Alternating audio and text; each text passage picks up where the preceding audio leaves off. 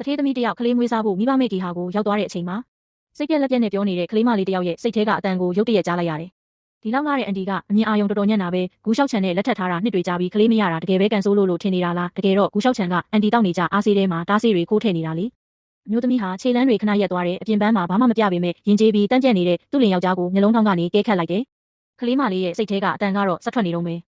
သူကသူ့ရဲ့ချစ်ဦးနဲ့ခိုးယူပြီးသားတယောက်မွေးထားတာအန်တီတတိလက်လို့ဖြစ်မဲ့အချိန်ကိုစောင့်ပြီးအဲ့ဒီတရားမဝင်သားဂူယုံရှိကိုအိမ်ခေါ်လာဖို့တစ်ဆက်တည်းမှာပဲအန်တီရဲ့ပိုင်ဆိုင်မှုတွေကိုသိမ်းပိုက်ဖို့အတွက်ဒီမိဘမဲ့ကြီးဟာကိုတမင်တက်ပို့ထားတာဂူယုံရှိကလည်းသူဘယ်သူလဲဆိုတာကြိုသိနေပြီးသားအန်တီကပဲသူ့မိဘတွေကိုခွဲပစ်ခဲ့တယ်လို့ထင်နေတာအန်တီကတော့တကယ်အပဲသူကြီးလာရင်ပထမဆုံးဖယ်ရှားမဲ့လူကလည်းအန်တီပဲဖြစ်လိမ့်မယ်အန်တီစည်းစိမ်တွေအကုန်ဝါမျိုးပြီးအန်တီဘေးနားကလူတွေကိုပါအလုပ်ပေးမှမဟုတ်ဘူး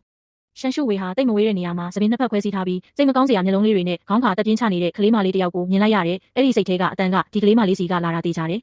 ်သူမဟာဂူလျှောက်ချန်နဲ့ဂူယုံရှိတို့ကိုအသာလေးလှမ်းကြည့်လိုက်တော့နှစ်ယောက်လုံးကဘာတုံ့ပြန်မှုမှမရှိပဲတည်ငြိမ်နေကြတယ်ဒါကိုကြည့်ရင်သူတို့ဘာမှမကြားရတာထင်ရှားနေတာပဲ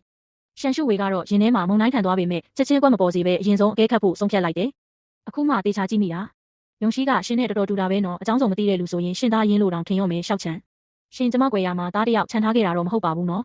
ဒီလိုပြောလိုက်တဲ့အချိန်မှာဂူလျှောက်ချန်ရဲ့မျက်လုံးထဲမှာပြာရခတ်သွားတဲ့အရေးအယောင်တစ်ခုဖြတ်ပြေးသွားတာကိုရှန်ရှုဝေအထင်ရှားမြင်လိုက်ရတယ်ဒါပေမဲ့သူကပါးနဲ့လုံးတော့ချက်ချင်းပဲပုံမှန်အတိုင်းပြန်ဟန်ဆောင်ပြီးရှန်ရှုဝေရဲ့လက်ကိုလှမ်းကင်ဖို့ကြိုးစားတယ်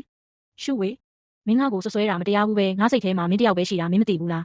းခဏနားပြီးနောက်သူကဂူယုံရှိကိုမတင်ကားစရာကောင်းတော့အောင်အလွန်မင်းကျင်လာတဲ့မျက်လုံးတွေနဲ့ကြည့်ပြီးဆက်ပြောတယ်စောစောကဒီကလေးကငါဖက်နှက်ကိုသူ့အလိုလိုလာတုပ်ပေးတာတွေးလိုက်လို့ပါပြီးတော့သူကငါနဲ့လည်းနည်းနည်းတူနေတော့ငါတို့သာမွေးစားလိုက်ရင်နောက်ဆုံးငါမရှိတဲ့အချိန်မှာမင်းကိုငါကိုစားစောင့်ရှောက်ပေးနိုင်မလားလို့ပ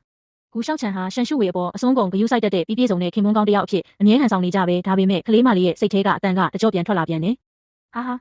ာယောက်ျားတွေရဲ့ပါဇက်အော်ဂလီဆန်စရာပဲစိတ်ထဲမှာအန်ဒီတယောက်ပဲရှိတယ်ပြောပြီးဂူယုံရှိကတော့သူ့ချစ်ဦးနဲ့ရထားတဲ့သားစစ်စစ်ကြီးလေးအခုထိလည်းအဲ့ဒီမိမနောက်ကောက်ကောက်ပါအောင်လိုက်နေလုံးပဲပြီးတော့အတွေ့အမှုတွေကိုလည်းအင်ဂျီလဲတလို့လဲနေတာမင်းညကလည်းအတွေ့အမှုမလေးနဲ့ညှိနေပြီးတော့အရေးကြီးအစည်းအဝေးရှိလို့ဆိုပြီးညာတာရှန်ရှုဝေရဲ့မျက်နှာတစ်ခုလုံးတင်းမာသွားတယ်အဲ့ဒီကောင်မင်းညကအိမ်ပြန်နောက်ကျတာမှန်နေပြီးတော့အိမ်ပြန်ရောက်တော့အစိမ့်သက်သက်ရေမွေးနှံတွေရနေသေးတယ်အဲ့ဒီအချိန်တုန်းကတော့အစည်းအဝေးလုပ်ရင်းမတော်တဆဆုံးလာတာလို့ပြောခဲ့တာအခုမှပဲအကြောင်းရင်းမှန်ကိုသိရတော့တယ်ရင်ထဲမှာဒေါသတွေတောက်လောင်လာပြီးခဏလောက်ကြောင်သွားရကနေလက်ကိုပြန်ယုံလိုက်တယ်ပြီးတော့စိတ်ထဲကအတန်ရှင်ကလေးမလေးကိုကြည့်ပြီးအတန်ကိုချက်ချင်းအေးချမ်းအောင်ပြောင်းလိုက်တယ်ကျမအခုကောင်းလေးမွေးမစားကျင်တော့ဘူးကောင်းမလေးပဲမွေးစားတော့မယ်ဒီကလေးမလေးကတော်တော်လေးအဆင်ပြေတယ်ဖြူဖြူဖွေးဖွေးချစ်စရာလေးနဲ့ကံကောင်းခြင်းတွေယူဆောင်လာပေးမယ်ပုံပဲကလေးမလေးဟာအံ့ဩသွားပြီးစိတ်ထဲမှာတန်တရားတွေဝင်လာတယ်ဟင်းအန်တီကဘာလို့သမီးကိုမွေးစားကျင်ရတာလဲဂူယုံရှိကိုမရွေးတော့ဘူးလားရှန်ရှုဝေကကလေးမလေးနာကိုတိုးသွားပြီးရှေ့မှာစောင့်ကြောင်ထိုင်လိုက်တယ်ပြီးတော့အရန်ကိုနူးညံ့ပြီးဆူးရှားတဲ့ပြုံးလေးနဲ့မေးလိုက်တယ်သမီးလေးနာမည်ဘယ်လိုခေါ်လဲအန်တီကသမီးရဲ့မေမေဖြစ်ချင်လို့ဖြစ်ခွင့်ပေးမလားကလေးမလေးဟာအဲ့ဒီပြုံးလေးကိုငေးကြည့်ရင်ချစ်ချစ်ငေါငေါနဲ့ပြန်ဖြေတယ်သမီးနာမည်ရှင်းရှင်းပါချက်ချင်းဆိုသလိုပဲရှန်ရှုဝေဟာကလေးမလေးရဲ့အလွန်မင်းရင်ခုန်စိတ်လှုပ်ရှားနေတဲ့စိတ်ထဲကအတန်ကိုထက်ကြားလိုက်ရပြန်တယ်။ဝါဒီလောက်ငါတဲ့မေမေကသမီးကိုမွေးစားခြင်းနေတဲ့သမီးတော်တော်ကံကောင်းတာပဲငါကငါချင်းညီလေးဝင်စားတာနေမှာမေမေစီကံကောင်းခြင်းတွေတေချာပေါက်ယူဆောင်လာပေးရမယ်မေမေကိုတေချာကာကွယ်ပေးမယ်ဂူလျှောက်ချန်နဲ့ဂူယုံရှိသားဖားနှစ်ယောက်ကြောင့်မေမေအသက်တူတာမျိုးအဖြစ်မခံဘူး။ရှန်ရှုဝေရုတ်တရက်ပြုံးလိုက်မိတယ်ဒီကလေးမလေးဟာတေချာပေါက်သူ့ရဲ့ကံကောင်းခြင်းကျေပွင့်လေးပဲရှင်းရှင်းရဲ့ခေါင်းလေးကိုနူးညံ့စွာပုတ်တက်ပေးရင်ရှင်းရှင်းဆိုတဲ့နာမည်လေးကတိတ်ချစ်စရာကောင်းတာပဲဒါပေမဲ့နာမည်ပြည့်စုံလေးပေးရအောင်အခုကစပြီးသမီးနာမည်ကရှန်ရှင်းဟဲဖြစ်မယ်မိမိရဲ့ရှန်မျိုးရိုးကိုခံယူရမယ်သဘောကျရဲ့လားသဘောကျတယ်မိမိကတိတ်နှွေးထွေးပြီးအနံ့လေးကလည်းငွေးတာပဲစိတ်လည်းအေးချမ်းရတယ်ဂူယုံရှိကတော့အရန်ဆိုးတာမိမိကိုဒုက္ခပေးချင်နေတာသမီးကမိမိရှန်ကိုကာကွယ်ပေးမှာရှန်ရှုဝေကကလေးမလေးကိုပွေ့ချီလိုက်ပြီးသူ့ရဲ့လက်ထောက်ကိုအမိန်ပေးလိုက်တယ်ရှောင်းချမ်းရှင်းဟဲကိုမွေးစားဖို့စာရွက်စာတမ်းကိစ္စတွေတွားလုပ်လိုက်တော့ဂူလျှောက်ချန်နဲ့ဂူယုံရှိတို့နှစ်ယောက်လုံးကြောင်သွားကြတယ်ဂူလျှောက်ချန်ဟာရင်ထဲမှာပြာရခတ်နေပေမဲ့အပြင်ပန်းမှာတော့စိတ်ပူပေးခြင်းရောင်ဆောင်ပြီးရှုဝေယုံရှိကိုပဲမွေးစားလိုက်တာပိုကောင်းပါတယ်ငါမိဘတွေကမင်းကလေးမရလို့စိတ်ပြက်နေကြတာကောင်လေးတယောက်မွေးစားလိုက်ရင်အ ਨੇ ဆုံးတော့မျိုးရိုးဆက်ခံနိုင်ပြီးမိဘတွေလည်းပြောစရာတိတ်မရှိတော့ဘူးလေကောင်မလေးမွေးစားတာကဘာမှအသုံးမဝင်ဘူးသူတို့စိတ်ချမ်းသာတာမချမ်းသာတာကျမနဲ့ဘာမှမဆိုင်ဘူးကျမကလေးမရတာကိုရှင်းစင်မပြေရင်ကွာရှင်းပြီးတခြားလူသွားရှာနိုင်တဲ့ရှင်းဟဲကကျမရဲ့ရှမ်းမျိုးရိုးကိုခံယူมาဖြစ်လို့ဂူမိသားစုနဲ့ဘာမှမပတ်သက်ဘူးကျမကတော့ဖြစ်အောင်မွေးစားမှာပဲရှင်သဘောမကျရင်ရှေ့နေခေါ်ပြီးကွာရှင်းဖို့ပဲဆွေးနွေးကြတာပေါ့ပြောပြီးတာနဲ့သူမဟာဂူလျှောက်ချန်နဲ့ဂူယုံရှိတို့ကိုအေးဆက်ဆက်ကြည့်လိုက်ပြီးရှန်ရှင်းဟဲကိုပွေ့ချီကထွက်လာခဲ့တယ်ဂူယုံရှိဘေးကနေဖြတ်သွားတဲ့အချိန်မှာအဲ့ဒီကလေးရဲ့မျက်လုံးထဲကအမုန်းတရားတွေကိုအထင်ရှားမြင်လိုက်ရတယ်ဒီကလေးကတကယ်ကိုစိတ်ပုတ်တဲ့ကလေးပဲငါရွေးချယ်မှုမမှားခဲ့တာတော်သေးတယ်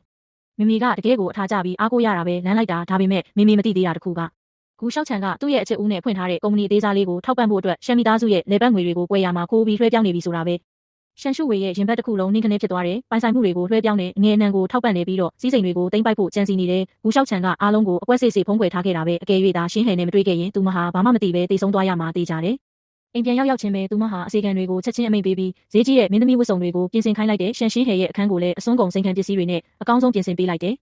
ဖျားရည်မိမိကတမီးအပေါ်တိတ်ကောင်းတာပဲလူချမ်းသာအိမ်မှာလူပြန်ဝင်စားရတာဒီလိုရတာမျိုးကို